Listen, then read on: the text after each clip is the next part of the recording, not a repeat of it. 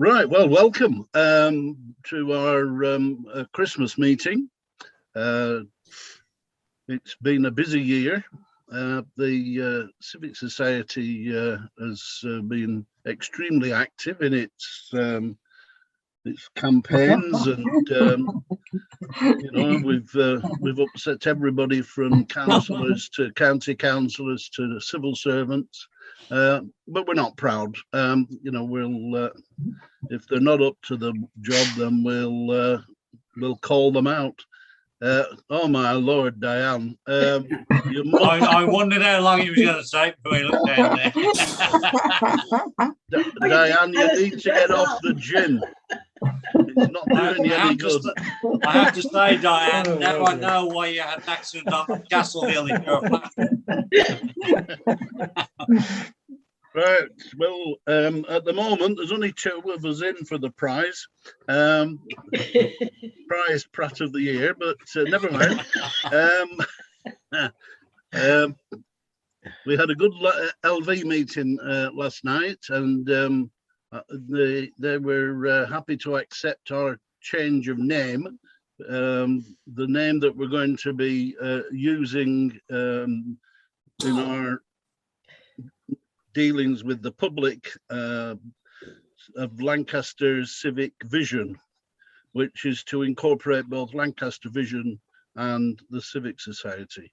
So we'll continue to be the Civic Society. We'll continue to stress the need for keeping a watch on planning applications and the things that people try to sneak in. Which we're told by the planners is appreciated, the work that we do. And I'm pleased to see Hugh's here tonight, who writes up the reports back to Planning Committee.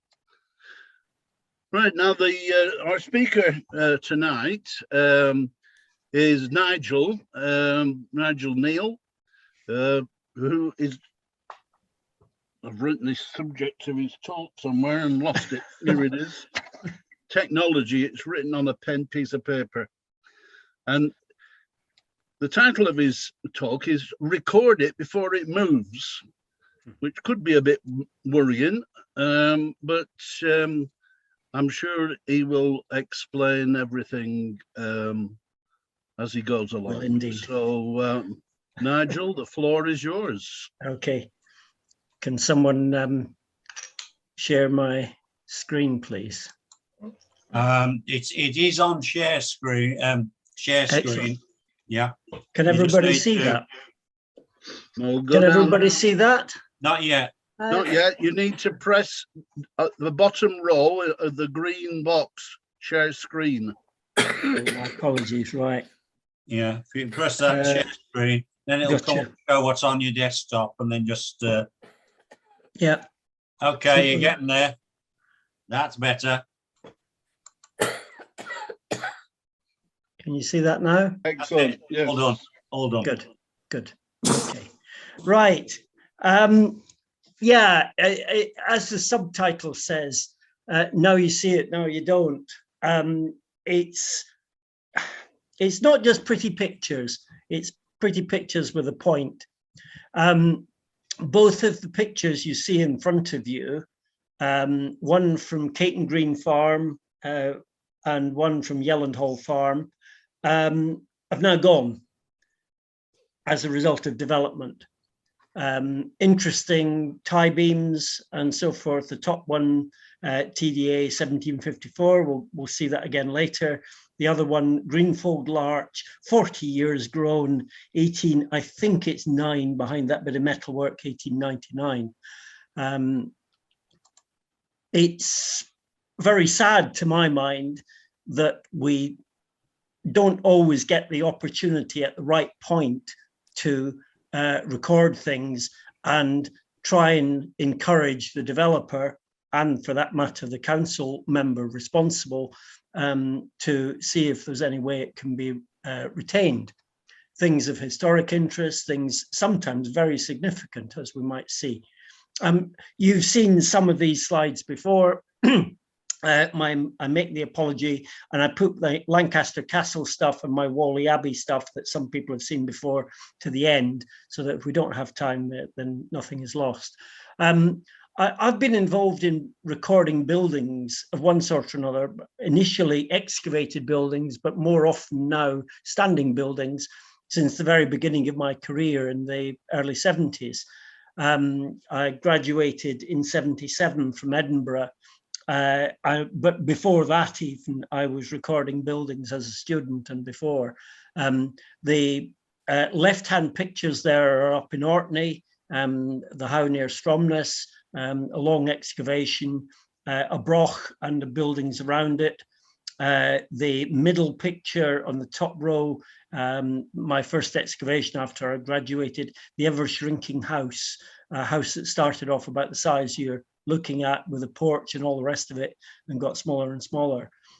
Standing buildings, though, two pictures there of St. Michael's and All Angels in Bowness and Windermere, a watching brief during work inside the church, where a huge number of stones, like about 100 nods, from the demolished east window, which was rebuilt in the 1870s, and lots of architectural fragments were found.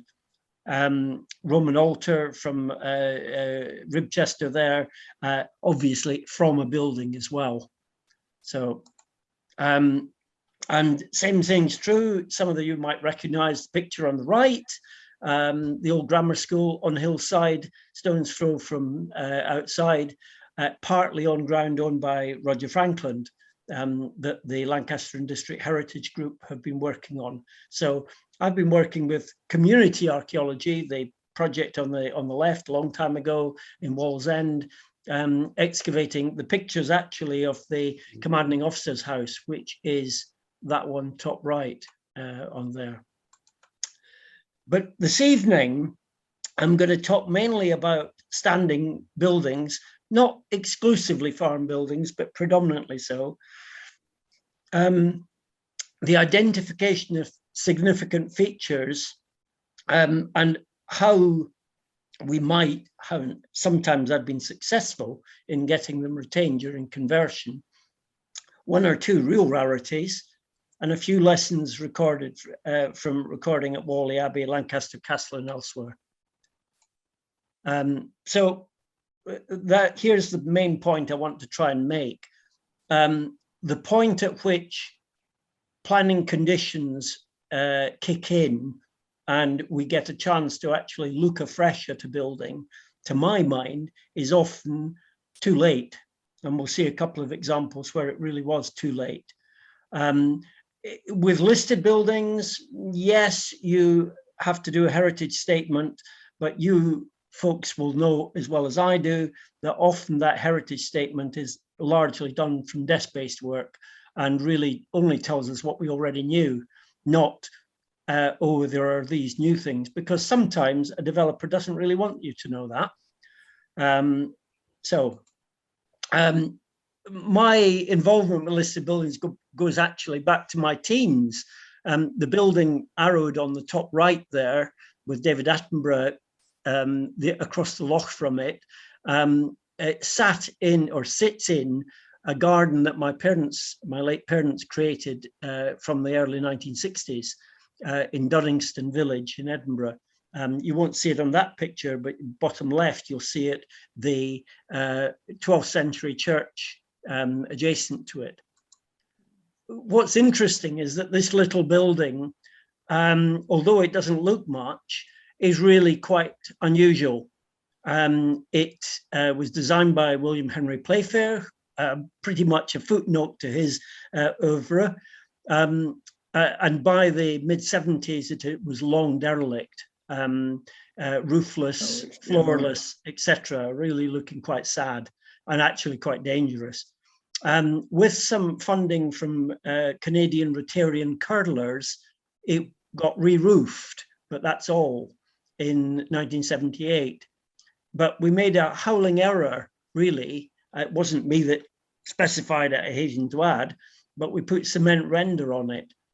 And come 2007, when funding was available from the National Lottery, Historic Scotland, and the National Trust for Scotland to restore it properly, re-roof it again, and put it back into use as an exhibition about curling downstairs, and a meeting room and exhibition about the garden upstairs. It was a hard job getting rid of that cement render, I have to say. But now it's much better, and it's a significant building in the history of curling, in that it was where or at least the society that built it had been involved in the rules of curling from the very early 1800s. And it was associated with Turner, with John Thompson, the then vicar. And on the top left, you can see the father of Arthur Conan Doyle painted a picture which included it. So all interesting.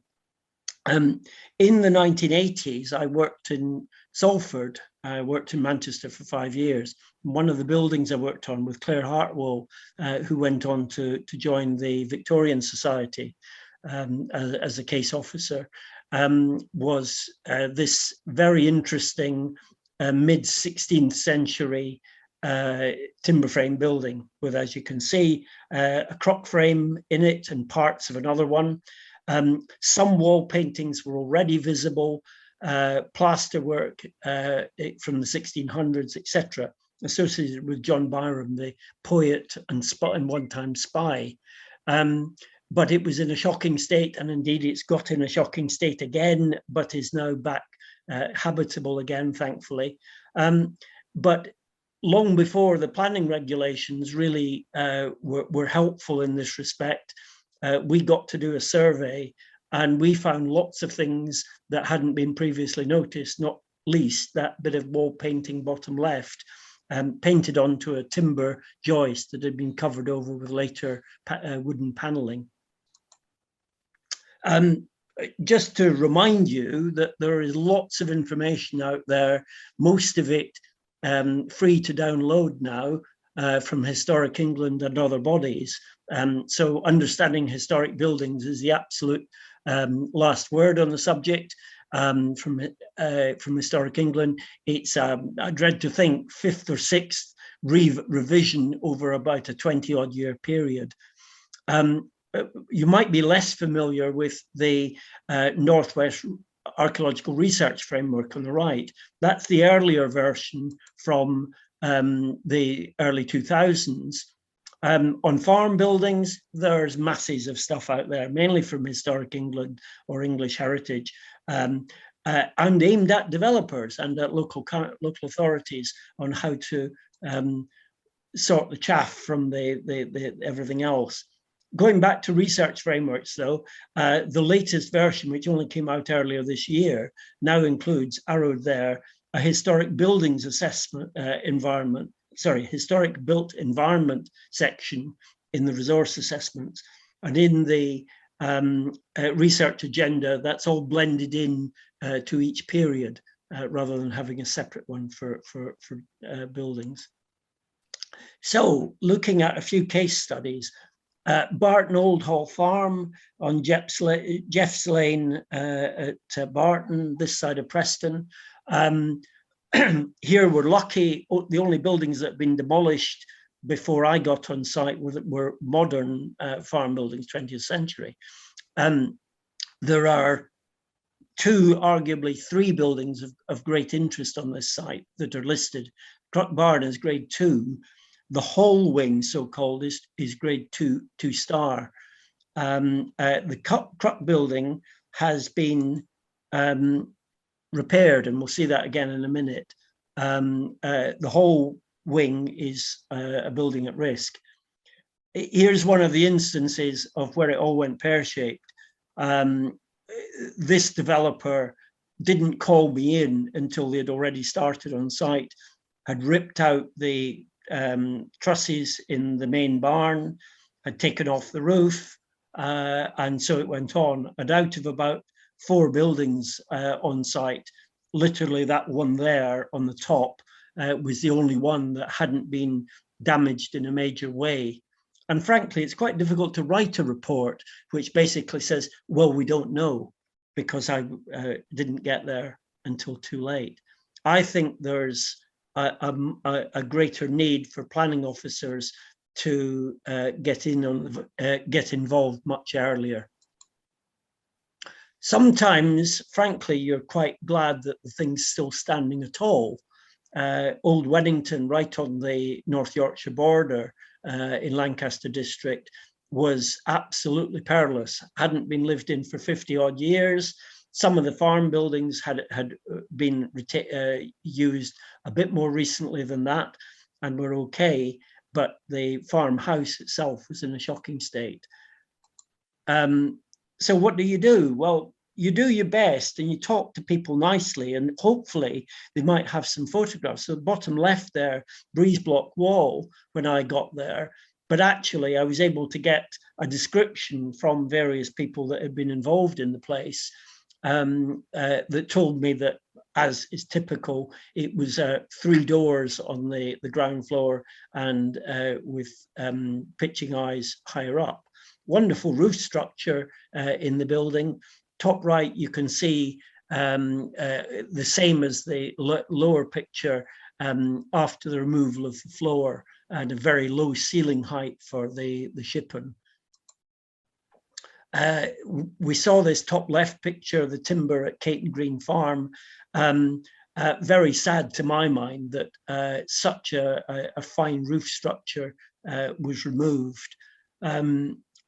Elsewhere on the property, also ripe for conversion, was the former farmhouse, later used as a workshop and various other things. You can see the external staircase there cutting through a window and so forth. It's in Emmeline Garnett's book, so we know who built it, etc. Now, this one from 2 and 3 years ago on my work, I have to put down as my favorite building of all time, really. I don't know how many of you know it from the outside. Latterly, after it ceased to be a school, it was the offices of Halls, the building contractors, and they actually looked after it quite well, albeit that they put in suspended ceilings, etc. So you'll notice, first of all, the the date stone above the front door, and I scratched my head and thought, where have I seen that before? And I'd seen it in is it Stephen Penny's book from 1981 rather than Colin Penny on history of Lancaster. And as far as I can see, Austin and Paley are basically looking around them in Lancaster and elsewhere and finding examples, in this case, of late 17th century buildings with beautiful date stones that were still standing in 1875, and thinking, that's rather nice, let's use that. And so you can see that right down to the form of the one there, and to an extent the 7 as well. They've really cribbed it, and similarly the OG mouldings, etc., all a straight crib. Interesting idea, the idea of 3, I'm not quite sure what you call them, but 3 areas here. Inside, or at least it was the back door originally, but had been enclosed in a passageway, they've looked elsewhere and found an example of this very sinuous rosetted idea for a lintel.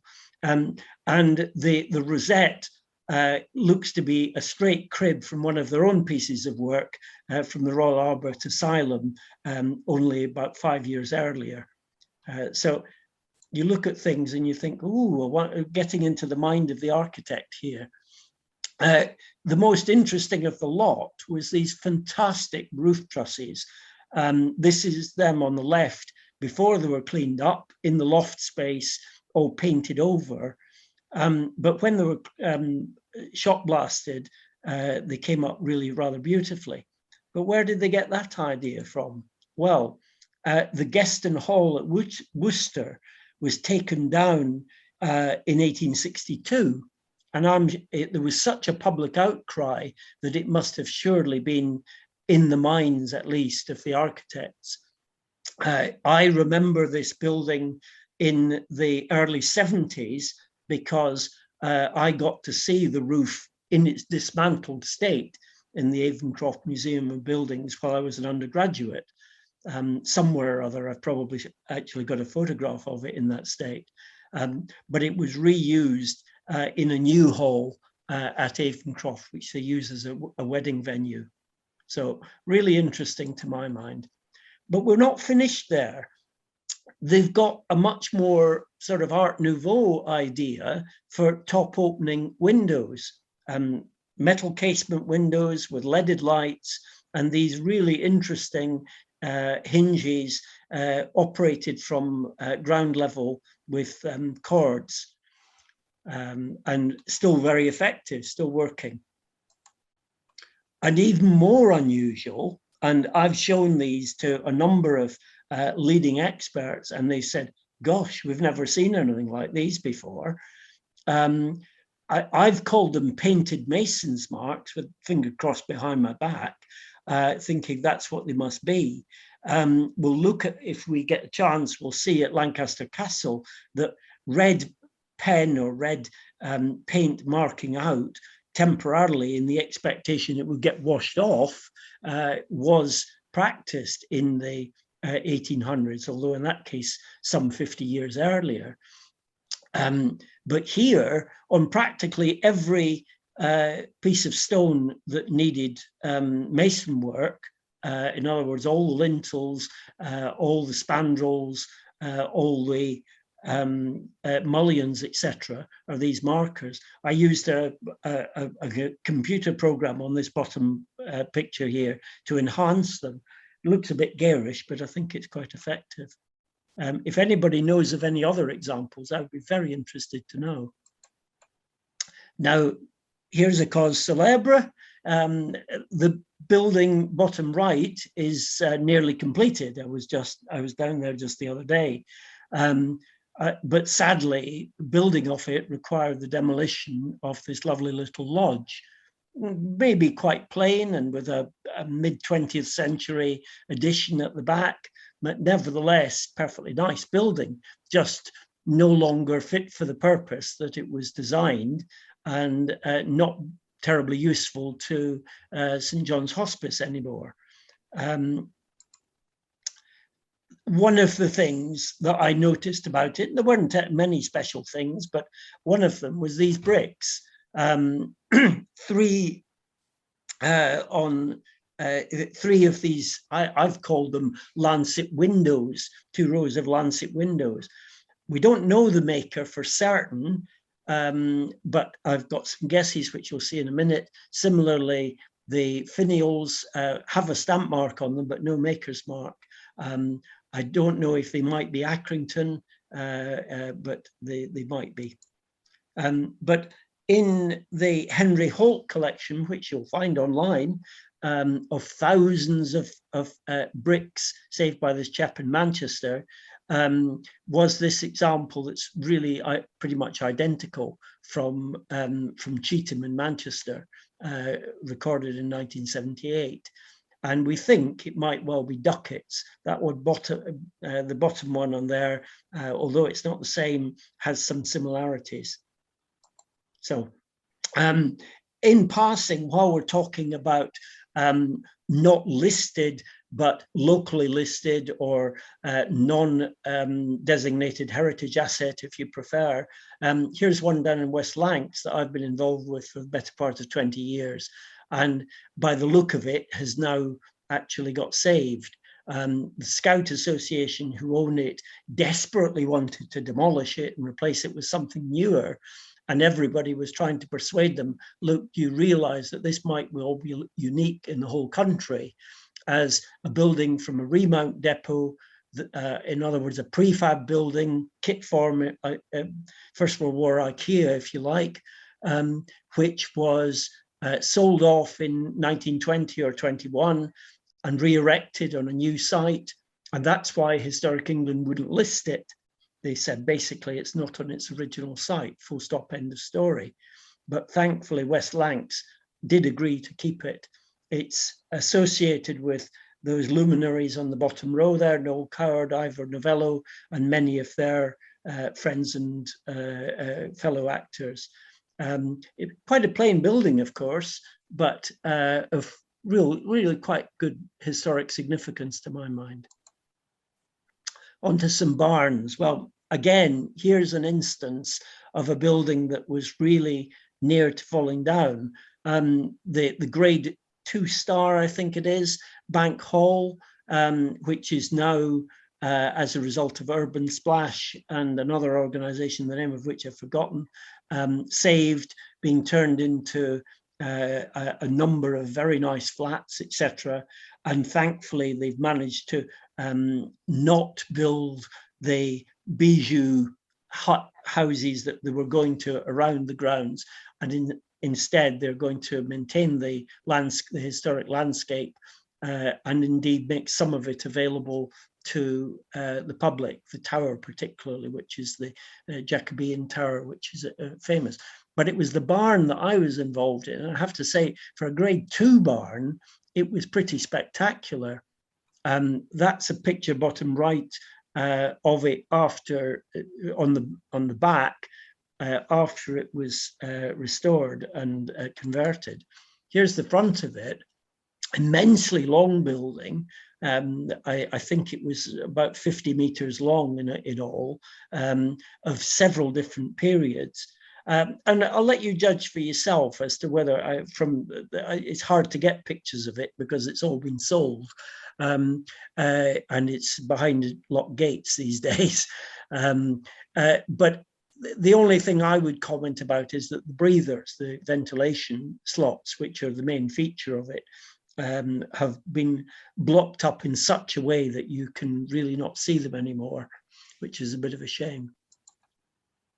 Inside, some things were kept, some weren't. We'll see you can see timber framing top left, which was retained, but the very interesting feed chutes, I've called them, in here, and more common, the sliding shutters on the stables and cow stalls, cattle stalls, were all ripped out. You can see the base here of the chutes where it comes down into the cattle stalls. First time I had ever seen that. I've seen one other example in Lancashire. I'm not sure whether this herringbone roof was retained. That was in the garage that was apparently used in the 1930s by the then tenants for keeping their Bentleys. You can see the timber framing on the right there, and the roof has been strengthened with steel purlins, etc. But by and large, it's been kept. And I guess that's because it's listed and because it's got a bit more protection than your average building. Of course, transient things such as these 1920s names scratched into cement, and probably also that dated brick have disappeared. I've done a number of medieval buildings recorded in my time. This one was one of my early ones at Holmeswood in Rufford. And you can see that even from the outside, let alone the inside, it's a really interesting building. It's got diamond breathers, which are typical of South Lancashire. The adjacent hall is dated 1568. And the assumption is that it's a medieval hunting lodge, that bits have been taken out and reused in the barn. Sorry. We mentioned about Barton Old Hall, and this really is a cracker. Sadly, on the Buildings at Risk Register, because nobody's been brave enough to come up with a scheme for it, not helped by having 3 or 4 other substantial buildings around it in different ownership, and therefore very little land around it, which won't go down well with whoever wants to buy it. The story goes that well, we'll see in a second, actually, just to say these timber mullioned window, that's the biggest timber mullioned window I've ever seen, I think. And inside, supposedly Colonel Shuttleworth, a Civil War general, colonel rather, intentionally burnt part of his house down to avoid entertaining James I when he was a young man in 1611. The dates don't fit terribly well. He was only, what, 18 at the time. It may have been his dad that did it, but the story's a nice one. I was involved in the recording of the Croc Barn during the development because they put a watching brief condition on it. And you can see that the curious thing, again, possibly the only example in Lancashire, is that it's got a mixture of crocks and also principal rafter trusses, almost alternating. And the assumption is that the Croc Barn has been re-erected with extra trusses for security. So we've not had it tree ring dated, unfortunately, but my guess is that it's probably mid 1500s, early 1600s, and been re-erected maybe in the 17th or 18th century.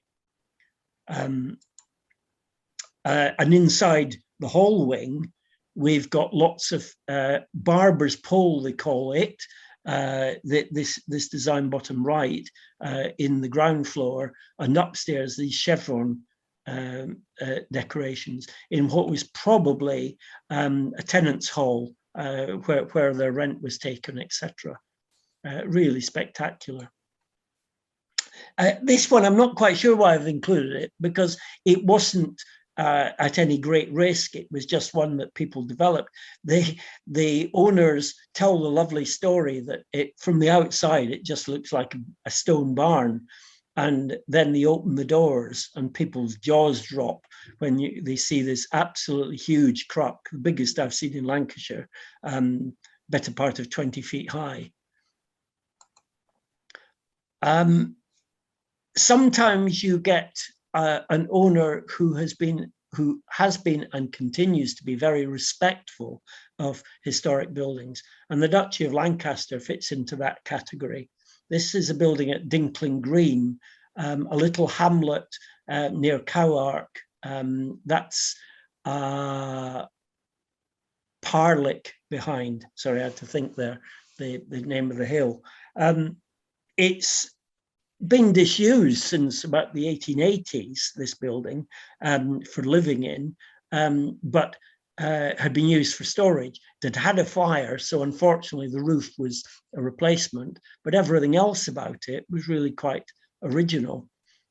You might notice underneath the housebody wing here, housebody window, change in the stonework, and the assumption is that there's an older building that has been rebuilt. Very unusual to get two front doors to a house at that date. Also, a stone winding staircase, which was pretty unusual. Obviously, the range is later. A bit of a buttery partition wall that's mainly collapsed. And most interesting of the lot, sliding shutters, which suggests that the windows may not have originally had glazing. Oops. Another building, have I gone past one here? I think I may have done. Gotcha.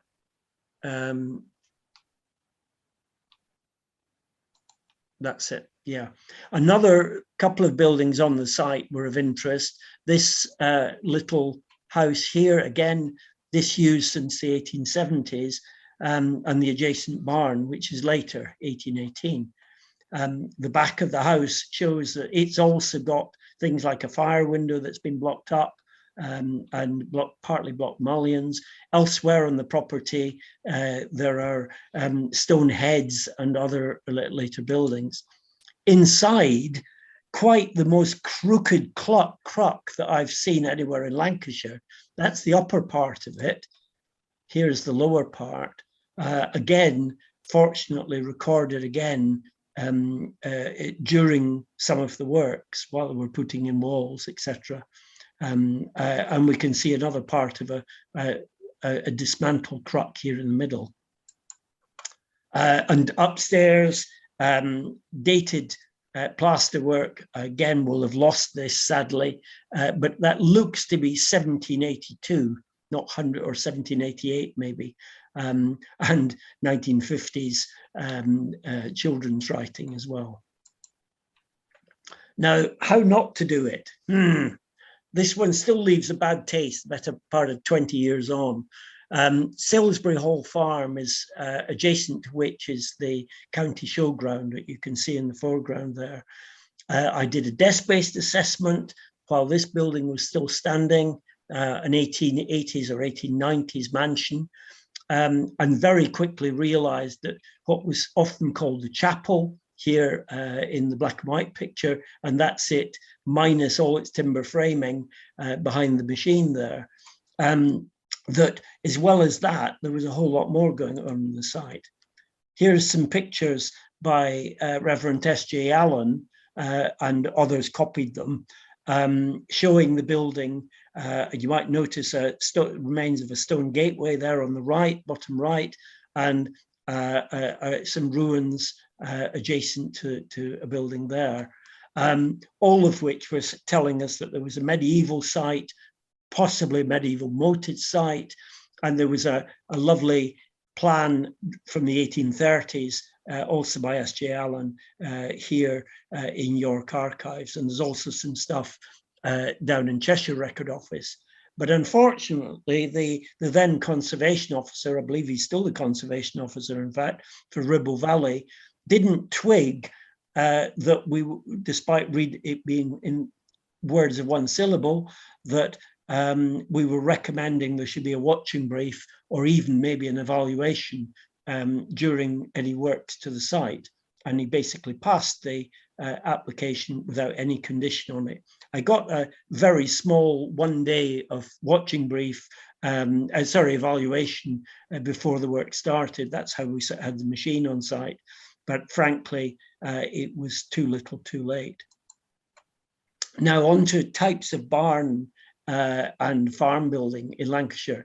I'm sure you all are well aware of all these names, but linear farmstead, the top one there, where you've got a house with barns attached to both ends of it, stables and all sorts of things, all in one big long line.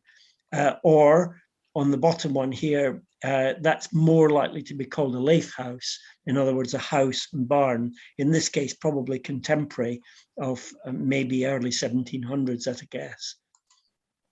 A really nice example at Burnoldswick in the Victoria Park is this one, where the earlier house is still standing, again, probably late 1700s, mid 1700s or so, but the barn's been rebuilt in 1829 to more modern standards.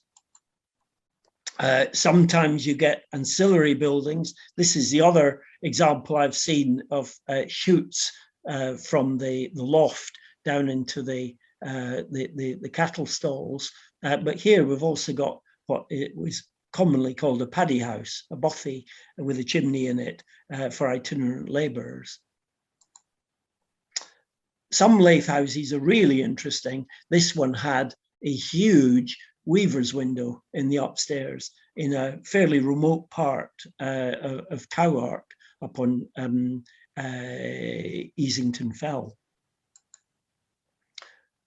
Nearer to home, as you head into the Cumbrian border, you start finding bank barns.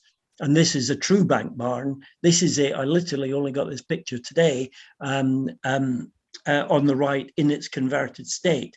And of course, the thing that's worth noticing is that all conversions into houses are going to need new windows. So we've got 1, 2, 3, 4, 5, 6, 7, about half a dozen at least windows put through the stonework. Still feels like a barn, still feels like a bank barn because of the slope as well. And I think that's as much as one can hope to do. Of course, all the internal lovely carpentry, etc., disappears. Here's another couple of pictures of it from end on, and looking at the carriage entrance or the cart entrance below the threshing floor. One of the interesting things about this one, again, I've not seen very often, is an internal sliding door with a recess adjacent to it. You more often see an external sliding door, but obviously the format of the building didn't allow that. But when's a bank barn not a bank barn? Well, when it's an outlier to the normal distribution of them, I suppose. That's why I've called this one a pseudo bank barn, for want of a better term. The bank bit is, in effect, a created slope, a man-made slope here on the right, covered over with timber work later. Very nice barn with its diamond breathers and all the rest of it. Maybe first quarter of the 19th century, maybe a bit earlier. Inside, super examples of those sliding shutters to feed holes and so forth. Here is the bank bit, the inside of it blocked up, and with a nice little touch here, built up October 1936 and signed James Wright, and it was the Wright family who still had the property when I recorded it in the early 2000s. A bit nearer to home, you'll be familiar, I'm sure, with the use of beach cobbles in amongst brickwork in structures in the Fylde, in Morecambe Bay, and maybe up into Cumbria as well. Fortunately, and it's quite surprising really, judging by the state it was in, this hennery piggery, in other words, pigsty downstairs, hens upstairs, with a little wooden ladder to them and all the rest of it, was actually saved. I'm not quite sure what it's been used for, but it's still there of the aerial photos. The interesting thing about these barns in the Fylde is the variety of breathers that you see in them, and the very wide range of arrangements of entrances and so forth, which frequently got blocked up in about the 1920s. In this instance, maybe it's my imagination, but I think there's been a steeper pitch to the roof originally. In other words, meaning it's been thatched. That's it.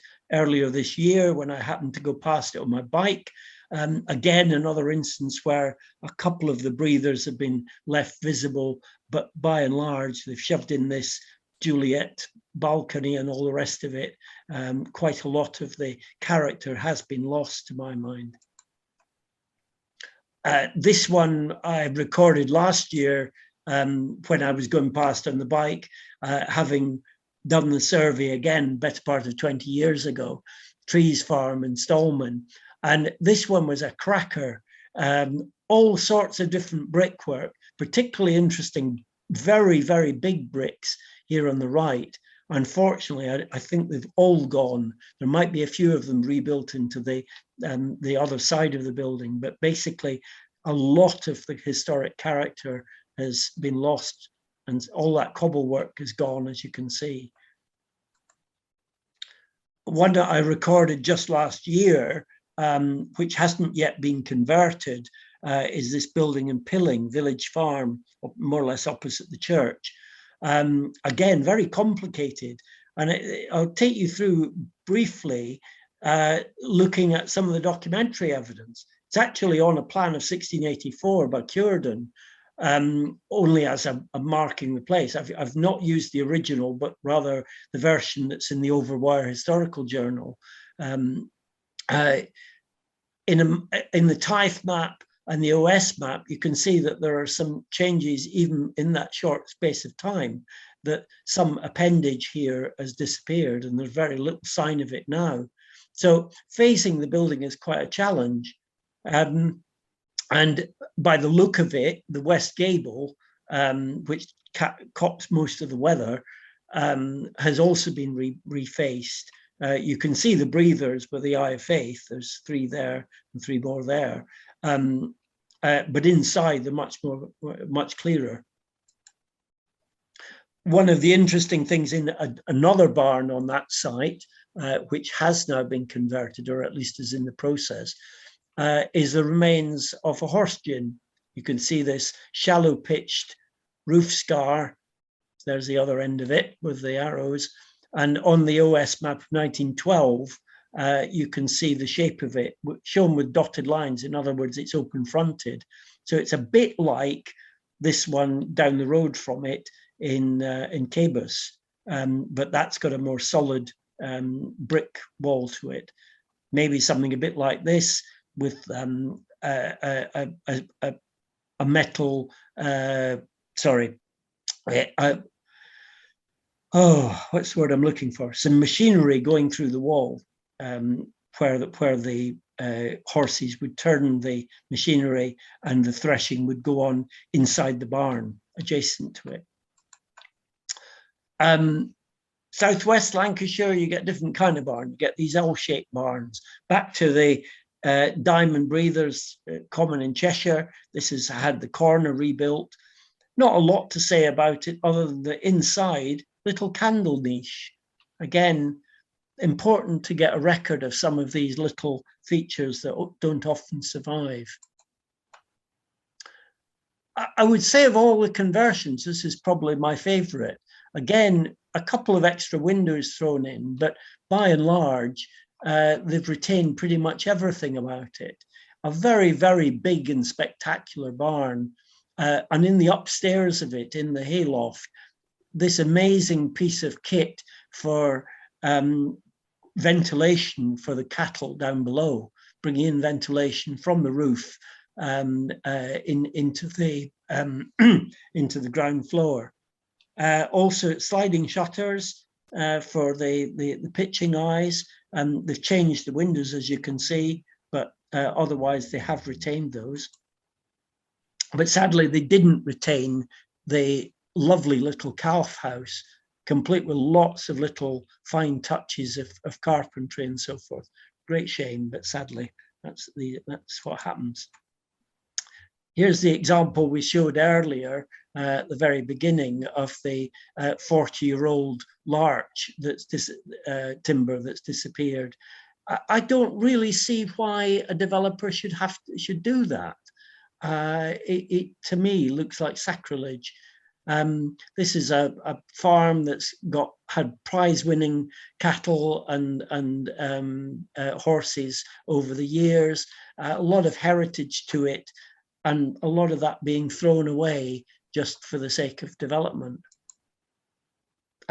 Same place in the back garden, and I think it's still there, is the remains of a medieval dovecot.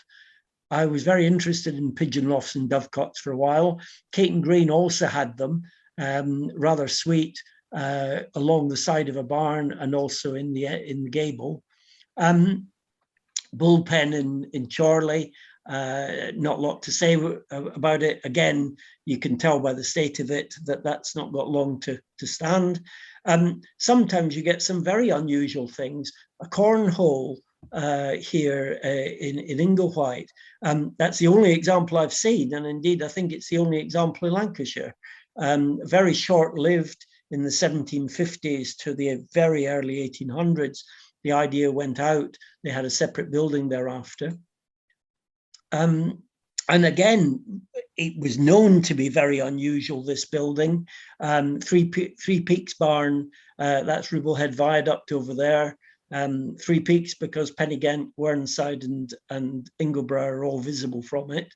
And it's been converted very successfully into an award-winning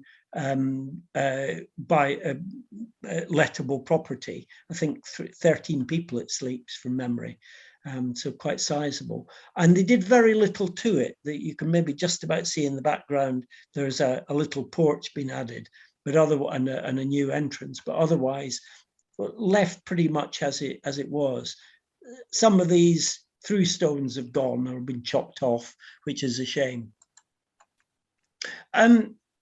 A bit indulgent of me, but my current project is a scheduled monument, but a building scheduled monument.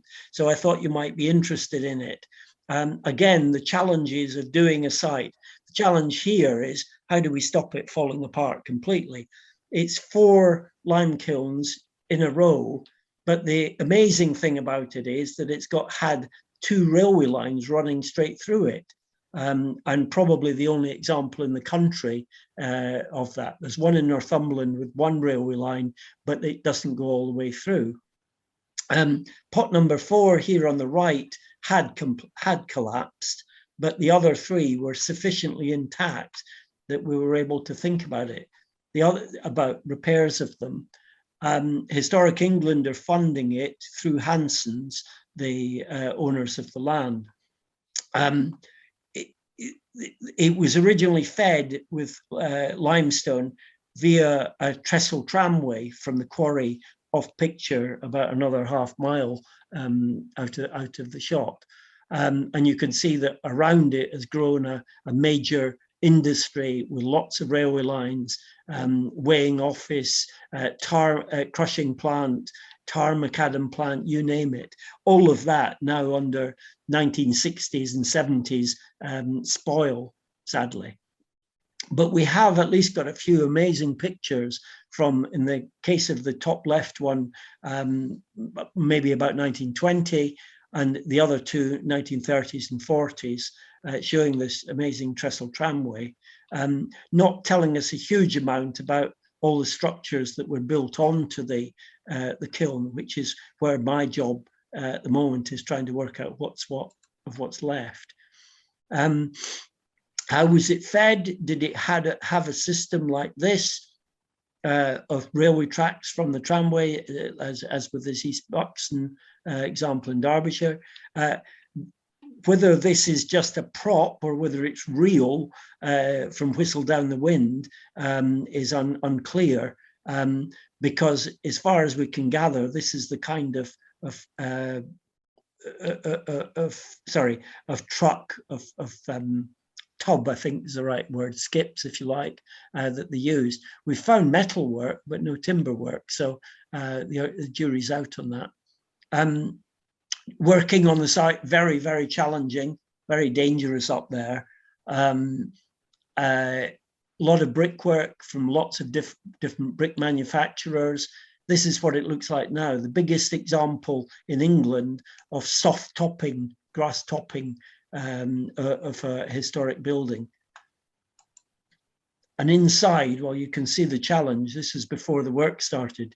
All the work this year has been on the south tunnel. The draw arches are off to the left. The pots are off to the right between these two. So the pot is between these 2 tunnels. The right-hand tunnel, the north tunnel, is in a much poorer condition, and there's going to have to be a lot of thinking about whether anything can be done. Here, looking inside early on in the works, you can see the state of the timbers, lots of things that have since disappeared, such as this timber device with chains for tipping into railway trucks. Have we got time, John, to look at the Wally Abbey and Lancaster Castle stuff? Are you happy to go on for a few more minutes? Well, I think certainly Wally. There's only 4 slides of Lancaster Castle, so... I can only see 4 of us, so I don't know if anybody else is. Right. But okay.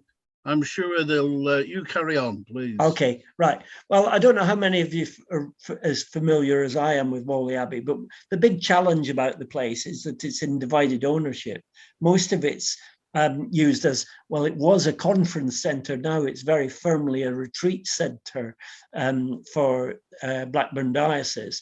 But the West Range is owned by the Roman Catholic Diocese of Salford, and the C of E managed to divest themselves of the Northwest Gate back in, I think, the 1950s or 60s to what's now English Heritage. Thankfully, it straddles a road and has no use other than that. It's in effect a roofless building. Lots of conservation challenges there. Green tick means it's happened. Red cross means we're still trying to raise money for it, and indeed think how on earth we can do it. We'll look at the West Courtyard wall in a minute, a 17th century wall, but what's it built out of? The choir pits, arguably unique in the country. There were other examples, but they've all been backfilled. Fountains Abbey springs to mind. Here, they're used as a resonating chambers under the choir.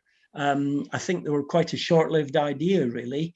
But anyway, Peter of Chester Chapel is older than the Abbey by 50 odd years, and basically needs quite minor repairs. You know, we're talking about 10 or 15,000 quid probably only, but still not happened, and the building's getting worse by the minute.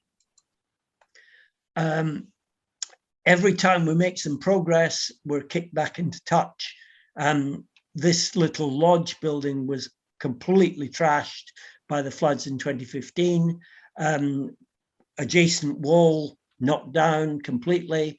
Floods everywhere, including in the ground floor of the Abbey building. The West Range, as I mentioned, on the buildings at risk register, the heritage at risk register, because it hasn't got a use. It's had scaffolding on it until very recently, but I've seen that's come down. So repairs have obviously been done, but it hasn't got a new use, and someone needs to come up with one. It's been disused all the time that I've been in Lancashire, so 30 plus years. And I'm very worried about the future of it, really. What the West Courtyard wall, the wall between the ruined Abbey buildings and the more recent buildings, was taken down in 2016. And lo and behold, we found that 25% of the stones are actually reused architectural fragments, trimmed off on one side for reuse in the wall in the 1690s. And you get things like this. That's a nave pier reconstructed in the 1930s. And that looks awfully like another one to me, or a bit of one.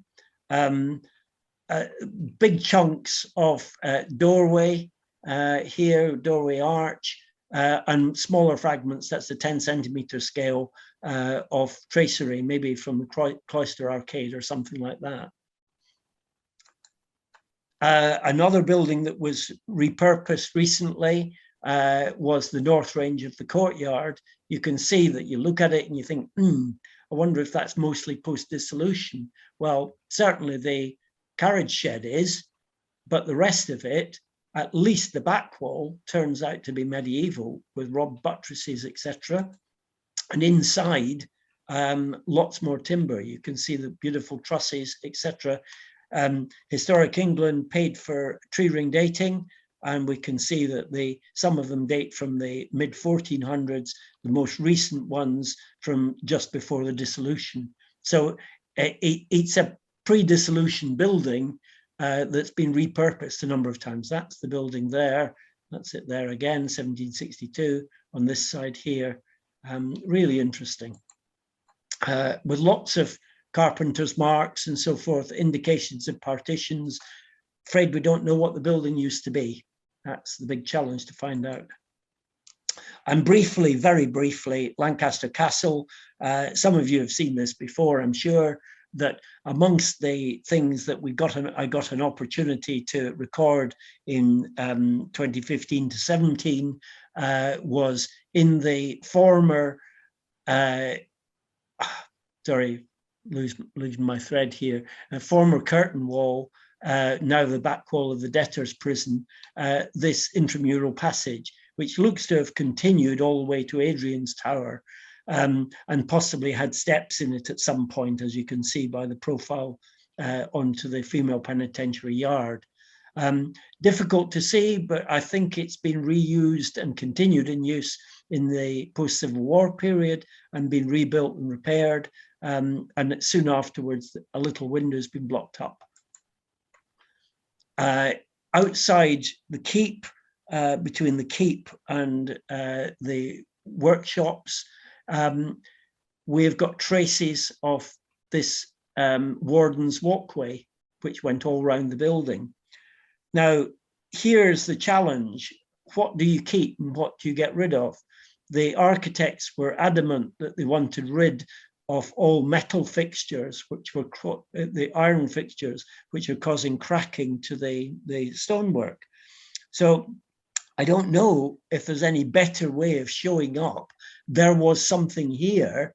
Obviously, we've got a block doorway, and guides can point out the fact that there was a walkway. But we've taken up all the metalwork that was visible, including the bell. Bell housing was up on here. You can just about see the shape of it over there. In the female penitentiary, not all the work has been done on that yet. This roof structure is still there. I call this a giant game of Jenga. I would hate to think anybody pulled any of those stones out and see what happens. My guess is that William Coulthart, the local architect, was asked by J.M. Gandhi, oh, well, think of something to, when you've been told in March 1820 to put a roof on it as quickly as you can. They were worried about how long it was taking to complete the building. This one bit of roof had evidently been completed to Gandhi's standard, very, very fine piece of stonemasonry. But elsewhere, it's a very basic slated roof and leaks like a sieve, actually. More stonework with red marks on it, a window way up here on the top floor. And the only building in the whole place that's got mason's marks. Finally, the keep, very, very tricky bit of phasing. I would love to be able to pin a proper date on the stair turret that had the Victoria doorway put in 1851. My guess is that it's maybe John of Gaunt's time in the very late 1300s rather than his successors, but it remains to be proved that. Oops, sorry, lots of things coming there. As you go through it, ghost crenellations where the extra story was added to the keep, and there's the phasing of it, but we'll leave it at that. Okay.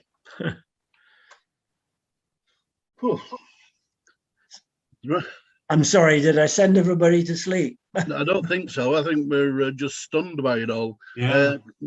Can we go back to full screen now? Yeah.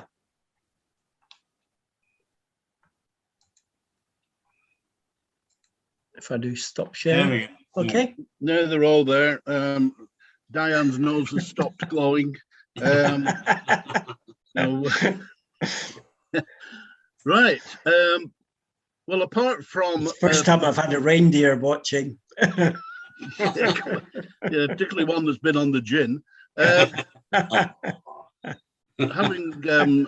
Having seen what to me is proof of the need for an active civic society, has anyone got any questions of Nigel?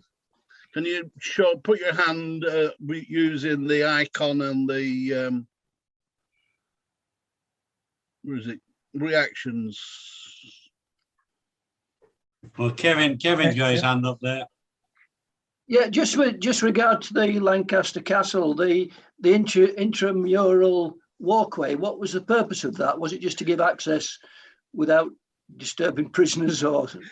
I think it predates most of the use as a prison. At a guess, it dates from maybe the 1300s or thereabouts.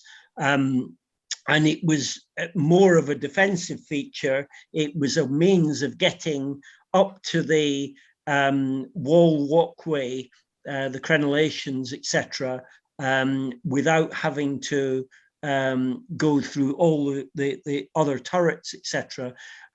There is a plan of it in the Victoria County history, but it's a bit difficult to work out whether they mean, oh, there was an internal walkway at ground floor level, or whether they had them at higher level. We can't, of course, get to the ground floor level ones. They're in blocked up walls, basically. I would like to see them do radar. I was going to call it wall sounding rather than ground penetrating radar. I did actually get costings for it back in the end of 2015. And briefly, the Duchy were in favour of it. And then the project timetable slipped when the main contractor went bust. And they pulled the shutters down on the idea, even though I actually had a grant all lined up from the Castle Studies Trust. So that's still out there on the spike, to my mind, that someone could get that done. And we would learn a lot more about the purpose of it and how extensive it was. That's up at second floor level, just below the roof. It's 2.5 meters high. You can easily stand up in it. And we don't know if it led to a straight staircase or a spiral staircase. We don't know if there was another gallery like it at ground floor, as I say, which there might well have been. That's the way I would have thought. And there aren't other examples that I can think of for comparison. I want to talk to people in the Castle Studies group. I know their chair quite well, to see if they can help with interpretation of it. But unfortunately, the Duchy are not forthcoming about letting me do that. They just want the report finished, basically. I'm sorry, it doesn't quite answer your question, Kevin, but doing my best. Right, are there any other questions? Nothing at all? Oh, Diane? Yeah, amazing. Very, very interesting talk. Thank you very much. Nigel, what happens to all this wealth of knowledge? Is it stored somewhere? So say somebody, you know, in years to come sort of buys a barn that's been converted. How would they get all that information if you've actually done a study on it? Is it lodged somewhere? Well, the two things that are meant to happen are, first of all, that my archive goes to Lancashire, usually to Lancashire Archives in Preston. The report, as well as going to the client, who in many cases is the developer rather than the end owner, the local authorities usually put the reports online along with the planning documents. Doesn't always happen, but I know of a fair number that have been uploaded that you can look at. And Lancashire Archives get a copy, and the County Archaeology Service, or County Historic Environment Team, as it's now called, get a copy where you could consult it. So a buyer should be able to get all of those. And indeed, by rights, if there's been a planning condition, then the solicitors will often require a copy, same if there's been a watching brief, will require a copy to pass on to the new owner. So at least that's the theory. It's not the most robust of systems, shall we say. And I and many others have got a backlog of reports, so not all of the things that you've seen today have been fully reported yet. Some have got some sort of interim report, some have been completed, others still ongoing. Thank you. Is there a case for that presentation being reduced to just concerning properties within the Lancaster administrative district and put on our website? I think there is a good case for it. Whether I would need to get permission from the developers stroke new owners is another matter. I'm not quite sure of that. It's all very well giving a talk. I guess so. I would maybe need to put some more acknowledgements and so forth in, and maybe chase up a few of them. But I think for a specialist audience, it's probably feasible. We can talk about that. Yeah, I just feel that so often we are reacting to what is being done rather than being there ahead of it. I would need to put in a slide saying this is my personal view that does not necessarily reflect the view of the Civic Society, I think. Well, you know, I mean, Hugh might want to comment here, because I know on a lot of the reports that he puts in on these properties, that often the reports that are incorporated with the planning application are very short on detail. There was one, was it the one in Bolton Sands that you made some comments, Hugh, the other day?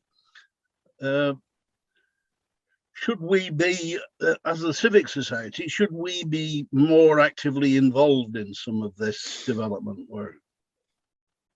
Well, I think Nigel, who's on our planning scrutiny group, he is quite rightly highly critical of some of the background material that developers put in. And I know he'd like to see much more professional work being done, but I'm not sure if there's any way of ensuring that happens. On a linked matter, it's very, very clear that when a building is listed, and we've got a very large number of listed buildings in and around Lancaster, but there is this huge grey area of, I can't remember the actual technical term, but it's heritage, but not listed. Yeah. And we have talked among ourselves sometimes about, well, how on earth can we get it listed? And usually the answer is, well, it's a long process. By the time you've finished, developers will have had their wicked ways with the place. If I can respond to that, Hugh, I mean, the door has been opened by Historic England and others in this local listing campaign that's going on at the moment, which they,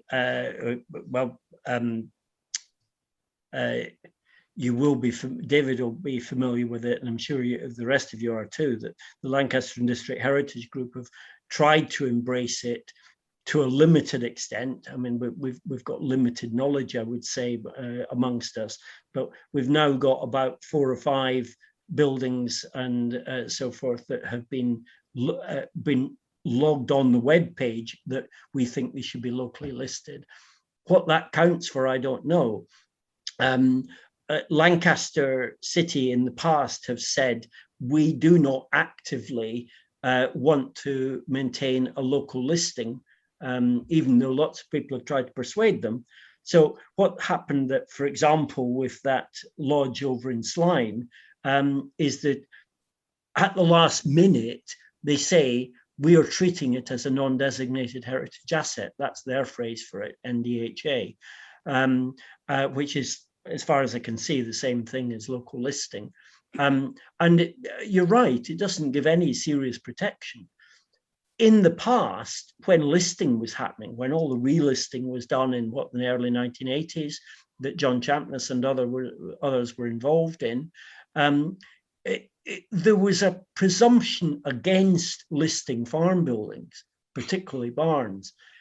In a very few instances, yes, they did, because it had some particular feature. and it might have been the weaver's windows or something like that. But the vast majority of barns and so forth were not recognized in any way as being particularly special. And I think there was a political decision there, because elsewhere in the country, I think there were good examples of farm buildings that were listed. I think the assumption was, oh, farm buildings, they'll get changed to meet current farming requirements. Therefore, we better not make life too difficult. The only thing I can suggest is that as a society, the civic society, get involved in the local listing thing and start nominating candidates for it left, right, and centre. That would be my recommendation, to show that we are actively involved as a society, and have a store of knowledge amongst us of buildings that we think are significant for whatever reason. The one interesting point that I noted the other day is a report. We're involved with a survey with the historic city, cathedral cities, and it's particularly pertaining to this area of the new planning and everything else. And I did read a particular part there where in the report they were saying that whilst we're a statutory consultee for the city council for planning applications, it doesn't carry as much weight as was possible, but we can be aligned to Historic England and become part of their remit, as it were. So in other words, their local representative, in which case it would carry far more weight than it does at the moment. And I found that particularly interesting. So that's something which, you know, I'll look out, I'll share with you, and you can comment accordingly. And we pass that. I would like to see the small print of that as to how it kind of, to me, indicates that Historic England, English Heritage, are well aware of their own lack of resources, and that they want to do a good job, and they're quite happy to farm out that work to other people. For a while, I was involved with the Council for British Archaeology's listed building. I'm trying to think what correspondence was the first word they used. This was back in the 1980s when I was based in Manchester. And we used to get literally all the listed building applications and one or two other bigger applications besides for the whole of the Northwest, and got a frightening pile of stuff. And the theory was that we had correspondence in each district that we could then repost them to. But the trouble was, A, we didn't have correspondence in half of the districts, and B, the time scale that you got in which to respond was nothing like enough in which to send somebody out to get a first-hand look at it and make some sort of judgment as to whether the listed building application was damaging or otherwise. And knowing the number of applications that have come to the scrutiny group in the last short while, where we can see comments from local residents saying, we didn't get long enough to comment about this. It's not entirely surprising that the whole planning system is geared to getting things done quickly rather than protecting heritage. We're definitely on the back foot. Yes. Well, we had an instance, didn't we, with the old pub on St. Leonard Gate, where we criticised the application for demolition, and then were told that the architects had been advised by planning that that was the best way forward of a listed building. We took that up with them, and they just, well, they blamed COVID, I think, basically. It's an easy excuse, isn't it? The only thing I can suggest, and it may or may not work, is that because we're in effect only dealing with one local authority, viz.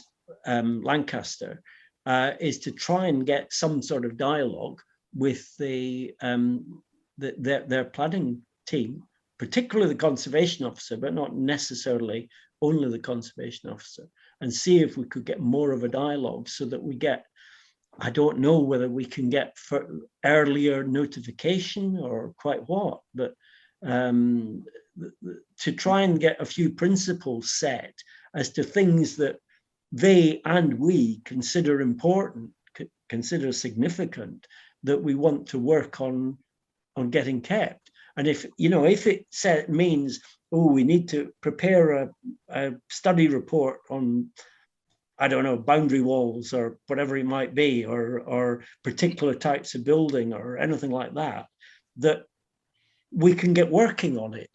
If they feel that they need more clout. And the whole business, going back to my talk, the whole business of getting planning conditions that said a survey needs to be done of farm buildings before they're converted, all resulted from a decision in the mid-1990s, 93 rings a bell, just before I went freelance, that said farm buildings are a dwindling resource in Lancashire.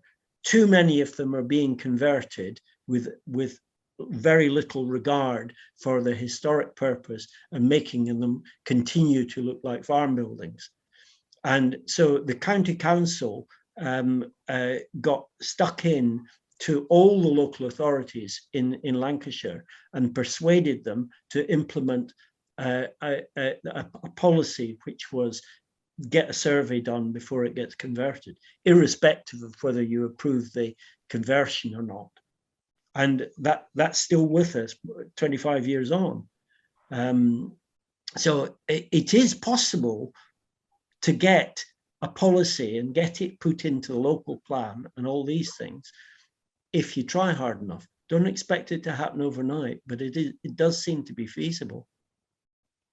As a matter of interest, David, James and myself had a good meeting with the new conservation officer, David James, a few weeks ago. He was very positive, and we're hoping to do some work with him, and we'll be getting back in touch with him in the new year, and we'll let you know the result of that. So Excellent. Fingers crossed.